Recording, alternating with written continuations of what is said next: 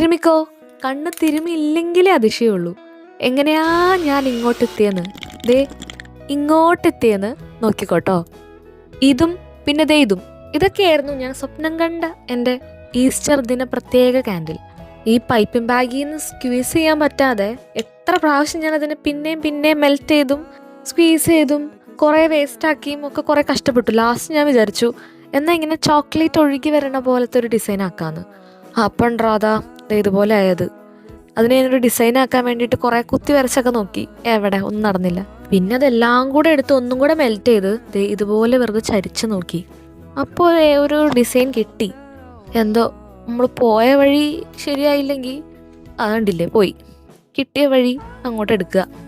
അതെ, ആ പോയതാണ് എൻ്റെ ഈസ്റ്റർ മുട്ട. അങ്ങനെ കറങ്ങി തിരിഞ്ഞ് ഒരു ഈസ്റ്റർ ക്യാൻഡിൽ ഞാൻ ഒപ്പിച്ചു. അപ്പോൾ എല്ലാവർക്കും belated happy Easter and thanks for watching the love bye Shamili.